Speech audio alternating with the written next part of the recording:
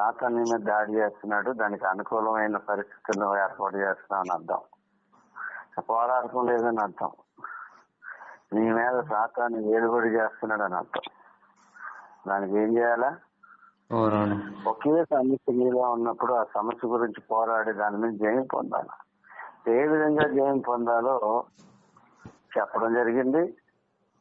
దాని ప్రకారం ఏం చేయాలో పోరాడుకోవాలి. నీ శరీరం నీ అలగొట్టుకోవడం నువ్వు నేర్చుకోవాలి. శరీరం ఎప్పుడు కూడా నీకు వ్యతిరేకంగానే ఉంటుంది. మనలో కట్టబడిన మన శరీరమే మనకు ముళ్ళు. ముళ్ళు గుచ్చునే ఉంటది. అందుకే ఉపవాస ప్రార్థనలు, అందుకే రాత్రి అంతా ప్రార్థనలు, రాత్రి అంతా పోరాడుతున్నట్టుగా వాక్యాల్లో రాయబడింది. దావీదు నేను కంటి మీద కునుకు లేకుండా ఉన్నాను అంటాడు. రాత్రింబవళ్ళు కన్నీరు కారుస్తున్నాను అన్నాడు. ఇవన్నీ చదివినప్పుడు మనం ఏమవ్వాలి? ఎవరు కూడా తయారవుతేనే కార్యాలు జరుగుతాయి.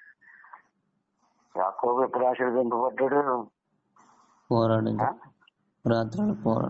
అది అన్ని తెలిసే కూడా మనం పోరాడకుండా బతికింది ఉంటే మనదే తప్పు అవుతుంది. సిద్ధపడాలా.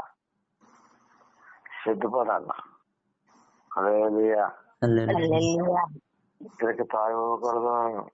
నేను ఏది పడగొడుతుందో దాన్ని నువ్వు పడగొట్టాను. హల్లెలూయా.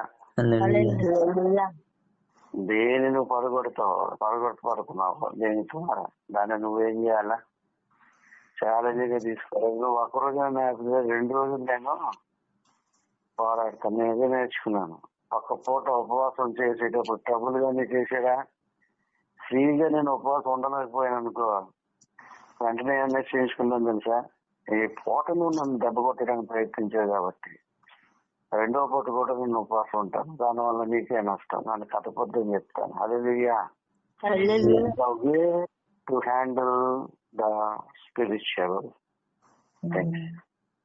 ఆత్మీయమైన విషయాల్లో ఎలాగ నడవాలో పరిశుద్ధాత్మను మనకు నేర్చుకోవాలి. హల్లెలూయా. సరిగ్గా మా అమ్మ వెళ్ళిపోయిన తర్వాత ప్రజవేదం వాక్యం చెప్పడానికి మొదలు పెట్టినప్పుడు నేను కూర్చున్నాను. 1 గంట తర్వాత నేను చెప్తానన్నా. హల్లెలూయా చెప్పండి. నేను ఆశ్చర్యపోయాను. యోనా గురించి చెప్తుండే. యోనా గురించి చెప్తుంటే ఈరోజు నేను అదే ప్రిపేర్ అయ్యాను. మధ్యాహ్నం 7 గంటల నుంచి సాయంత్రం 7 గంటల నుంచి యోనా గురించి కొన్ని విషయాలు ధ్యానిస్తా ఉండి అన్నాను. నేను వచ్చేటప్పటికి యోనా గురించి చెప్తుంటే నాకు ఆశ్చర్యం వేసింది. అప్పుడు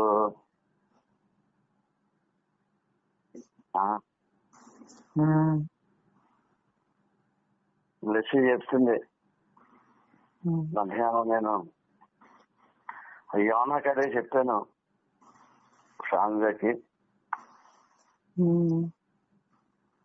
అదే విషయాన్ని సత్యతో చెప్పాను నేను చెప్పమని. దాని గురించి నేను ప్రిపేర్ అయ్యాను. హల్లెలూయా. దానికి స్తోత్రం కలుగుతున్నాయి. ఒకే విషయం 2-3 సార్లు 2 ద్వారా 3 ద్వారా వినపబడుతుందంటే ఈవేళ నడిపించదు మీకు. యోనా గురించి చెప్పాలి నడిపించదు. అదే విషయాన్ని దేవుడు 2 ద్వారా మాట్లాడుతున్నాడు, 3 ద్వారా మాట్లాడుతున్నాడు అంటే ఆ సందేశం యొక్క వెలుగు మనకు తెలియాలి. హల్లెలూయా. అత్యవసరము ఈ దేశానికి అని అర్థం. Hallelujah. It's an emergency message. అర్థమవుతుందా? హల్లెలూయా. దేవుడు ఈ వాక్యం చెప్తున్నప్పుడు మనము సరి చేసుకోకపోతే ఆ ప్రాంతాన్ని దేవుడు తీసివేయబోతున్నాడు. హల్లెలూయా. నాశనం చేయబోతున్నాడు. అది ఉపద్రవం రాబోతుందని 3 సార్లు ఒకే విషయం గురించి చెప్పబడిందంటే ఆ ఉపద్రవం విన్న ఆ ప్రాంతాల్లో పెడచెవిని పెడితే దేవుని ఉగ్రతకి బలైపోతారని అర్థమవుతున్నా. హల్లెలూయా.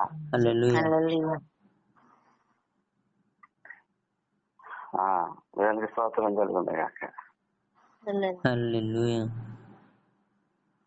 నినివే పట్టణం గురించి యోనాకి హెచ్చరిక చేసిన తర్వాత నినివే వారు పశ్చాత్తాపడ్డట్టుగా మనకు కనబడుతుంది.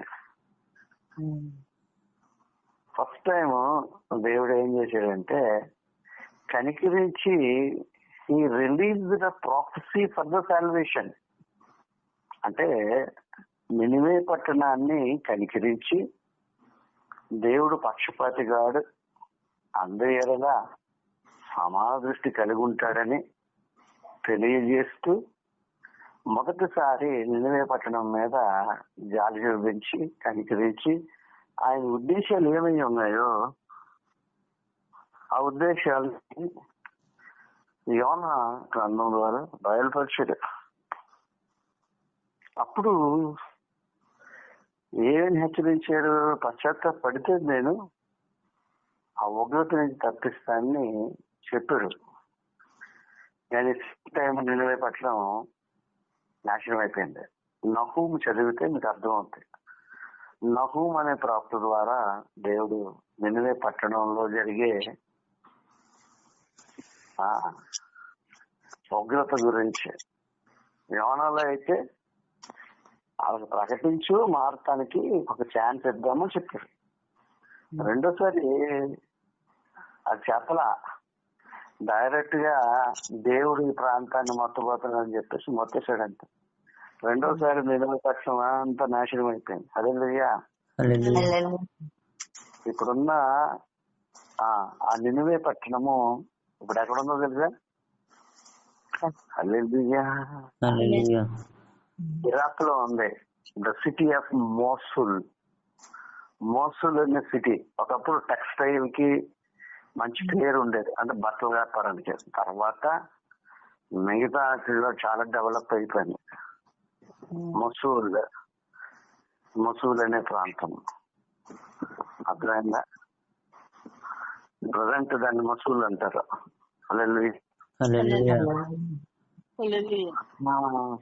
దేవుని స్తోత్రం కలుగును గాక.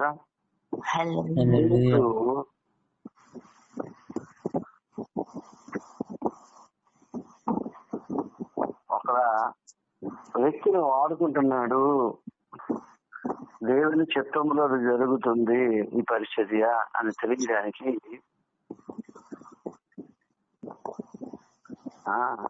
ఎలా గుర్తిస్తాము? దేవుడు నడిపింపని, దేవుడి చిత్తంలో ఈ పరిచర్య జరుగుతుందని ఎలాగా నువ్వు గుర్తిస్తావు తెలుసా? ఆయన నడిపింపులో జరుగుతాయి అన్ని. అక్కడికి వెళ్ళిన తర్వాత అక్కడ దేవుడు ఏం చేస్తాడు? అద్భుత కార్యాలు చేస్తాడు. హల్లెలూయా. మొన్న 3-4 రోజుల క్రితం ప్రసాద్ గారు ఫోన్ చేశాడు. అయ్యగారు, అబ్రహాం అనే ఆ సాలూరు దగ్గర మాస్టర్ గారు మీతో మాట్లాడాలని అంటున్నారు, ఫోన్ నెంబర్ ఇవ్వనా అని చెప్పారు. ఇవ్వరా అన్నా. ఇచ్చిన తర్వాత అతను ఫోన్ చేశాడు నాకు. ఫోన్ చేస్తే మా మిస్సెస్ కి కాల్ ఫ్రాక్చర్ అయింది,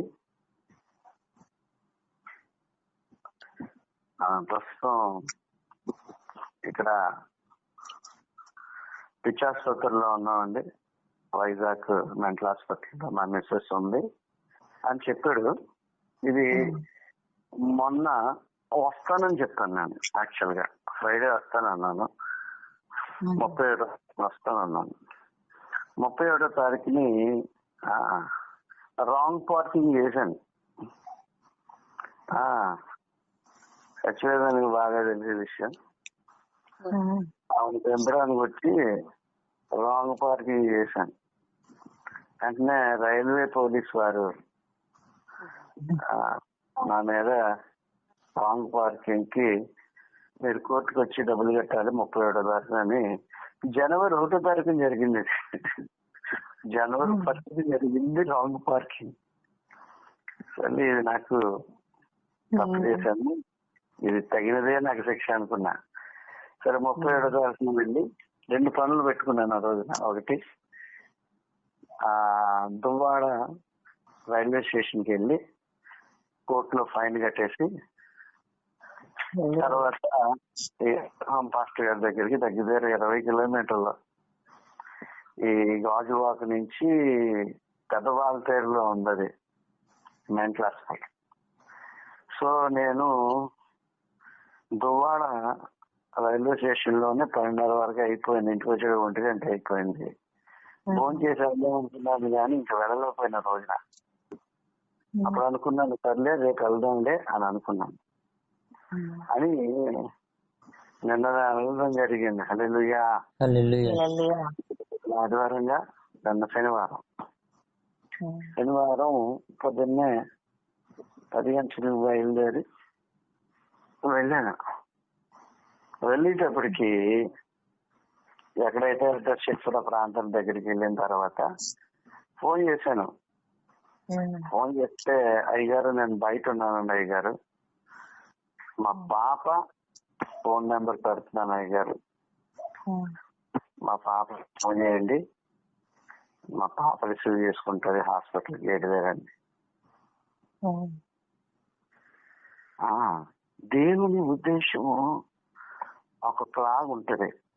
శుక్రవారం వెళ్ళాలనుకున్నామని ఎందుకు వెళ్ళలేకపోయాను అన్నది ఎప్పుడు తెలిసిందంటే శనివారం అక్కడికి వెళ్ళాక తెలిసింది. మన బ్లెస్సీ కన్నా కొంచెం పొడుగ్గా ఉంటది. బ్లెస్సీ అని సన్నం ఉంటది. అమ్మాయి ఇంటర్మీడియట్ చదువుతుంది.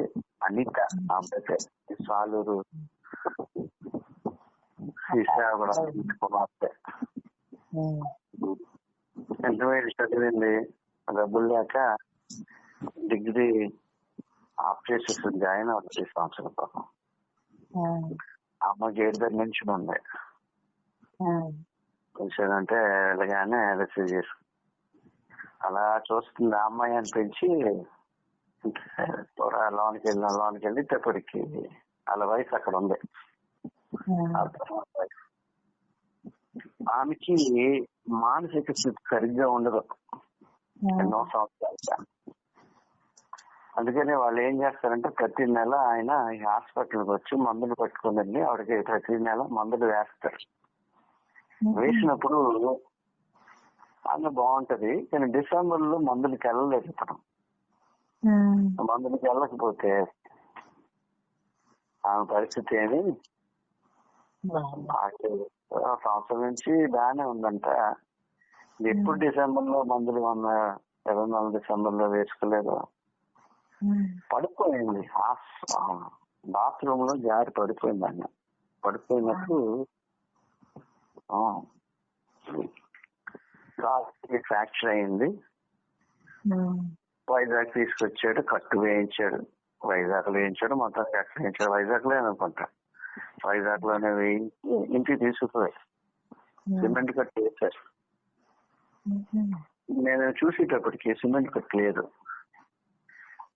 నాకు కొంచెం మనసు బాగోదండి, మధ్య బాగుండదు. కోపం వచ్చేసి కట్టేసి కోడేసుకుందంట. ఈ కాలుకున్న ఆ కట్టు కోపం వచ్చేసి కట్టు పెడితే కాళ్ళు కొన్న కట్టు కోసేసుకుంది. అంటే ఆవిడ మెంటల్ మళ్ళీ మానసిక స్థితి సరిగా లేకుండా సంవత్సరం నుంచి బాగానే ఉందంట. వెంటనే తీసుకొచ్చి ఈ హాస్పిటల్లో జాయిన్ చేశారు, మెంటల్ హాస్పిటల్లో. అది సో నేను వెళ్ళిన తర్వాత అమ్మాయి గురించి నేనేం మాట్లాడలా. అన్నపూర్ణ అబ్రహాం వైఫ్ పేరు. అమ్మాయితో మాట్లాడటం మొదలు పెట్టాడు దేవుడు. రక్షణ అంటే ఏంటో తెలియదు, అది పరిస్థితి. రక్షణ పొందేవా అని అడిగాను. పొందేనండి అంటుంది. రక్షణ పొందేనని చెప్పి రక్షణ అంటే ఏంటంటే మా అమ్మాయి సుఖంగా ఉండదా రక్షణ అంటుంది. దేవుని యొక్క కాపుదల రావడమే రక్షణ అన్న. ఇక ఆస్తమ్మ గారు దేవుని మహిమ కొరకండి రక్షణ పొందడం దేవుని యొక్క మహిమ కొరకు. అంటే రక్షణ గురించి సరైన అవగాహన లేదు. ఎందుకు రక్షణ తీసుకోవాలో తెలియదు. రక్షణ అంటే ఏంటో తెలియదు. అది ఇప్పుడున్న పరిస్థితి. హల్లెలూయా. హల్లెలూయా. హల్లెలూయా. అమ్మాయితో మాట్లాడాను. అమ్మాయితో అనేక విషయాలు మాట్లాడాడు. అనేక విషయాలు అడిగాను. అమ్మగారికి ఇలాగా మెంటల్గా బాగోదండి, నేను ఇంటర్మీడియట్ అయింది, డబ్బులు లేక మా నాన్నగారు ఈ సంవత్సరం మమ్మల్ని ఆపించేసాడు నన్ను. మా అన్నయ్య భీమవరంలో రొయ్యల ఫ్యాక్టరీలో పనిచేస్తున్నాడు అని చెప్పుకుంటూ వచ్చాడు. మా నాన్నగారు టైలరింగ్ చేస్తారండి, టైలరింగ్ చేసి దేవుని సేవ చేస్తున్నారు అని చెప్పుకుంటూ వచ్చాడు. తర్వాత లోన్కి వెళ్ళి ప్రార్థన చేయండి, లోన్కి వెళ్ళి ప్రార్థన చేయండి అని అంటున్నాను వాడిని. సో మెంటల్ కండిషన్ సరిగ్గా ఉండదు వాడికి. సడన్ గా అక్కడ ఇక్కడికి వెళ్ళిపోతా ఉంటాం. సరే నేను లోన్కి తీసుకెళ్ళిన తర్వాత బలమైన దేవుని సన్నిధి ప్రొఫెషనల్ రిలీజ్ అయిపోయి అమ్మాయి గురించి చాలా విషయాలు మాట్లాడాను. నేను మాట్లాడుతుంటే అలా ఏడుస్తుందంట. I can see literal the presence of the holy spirit, the work of the holy spirit. పరిశుద్ధాత్మ దేవుడు బలమైన అక్కడ జరగటం నేను చూసాను. ఏడుస్తుందంటే 3 విషయాలు చెప్పాను నేను. 2 వాక్యాలతో బయట మాట్లాడాను. చాలా మంచి ప్లేస్ అది. హాస్పిటల్ బయట చెట్లు అవి ఉన్నాయి, బెంచ్లు వేసి ఉన్నాయి. అక్కడ ప్రశాంతంగా కూర్చొని ఉన్నారు. అక్కడ మాట్లాడాను. వాళ్ళ అమ్మగారి గురించి ప్రార్థన మొదట ఈ అమ్మాయి గురించి వాక్యం చెప్పాను. మొదట ఆయన నీతిని రాజ్యాన్ని వెతకాలి 6:33 ఆ వాక్యం చదివించాను. నువ్వేమేం కావాలనుకుంటున్నావా కదా చెప్పాను. నువ్వు దేశం దాటి వెళ్ళాలనుకుంటున్నావు అంటే వెళ్ళాలనుకుంటున్నా. ఇంటెన్షన్ ఏమైతే ఉందో అవన్నీ విషయాలు నేను అమ్మాయితో మాట్లాడితే జల జల జల జల ఏడుస్తుంది. ప్రార్థించేద్దాం ఇద్దరు. నెంబర్ 1 దేవుని కొరకు మొదటి నువ్వు రక్షణలోకి రావాలనగలను. నెంబర్ 2 మీ అమ్మ మీద ఉన్న ఈ కట్టు, ఈ బలహీనత పోవాలా అని ప్రార్థించే అవకాశం ఉంది. 3 దేవునితో తీర్మానం చేసుకో, దేవుని కొరకు బలంగా నేను సాక్షిగా నా ప్రాంతంలో నిలబడతానని చెప్పి 3 వీటి గురించి ప్రార్థన చేయడానికి. 2వ వాక్యం చూపించా. 18 మాకు తర్వాత 18 19 ఏమంటారు అక్కడ? భూమి మీద మీరు వీటిని బంధించరు. Very good. మన ఇతర ఏకీ గురించి మీ అమ్మ గురించి ప్రార్థన చేస్తాం, నేను రక్షణ గురించి ప్రార్థన చేస్తాం, నువ్వు వాడబడ్డ గురించి ప్రార్థన చేస్తాం అని వాళ్ళ అమ్మకి రాసి, నూనె ప్యాకెట్ లేదు, నూనె లేదు అక్కడ. అంతలోకి నవరత్న తైలం ఉంది. ఇలా రాస్తా ఉండగానే కనపడిపోయింది అమ్మాయి వాళ్ళ అమ్మ. ప్రార్థన చేస్తుంది, కింద పడిపోయింది. పిల్లలు చేయబెట్టి ప్రార్థన చేస్తుంటే ఏడుస్తానంట. బలమైన దేవుని సన్నిధి చెప్తుంది, అయ్యా దేవుడు మీ ద్వారా నాతో మాట్లాడతాను. ఏడుస్తుంటారు. నేను వెళ్ళగానే చెప్పాను, మీ అమ్మ గురించి నేను రాలేదు, నీ గురించి నేను వచ్చాను. నన్ను దేవుడు నీ గురించి పంపించాడు. హల్లెలూయా.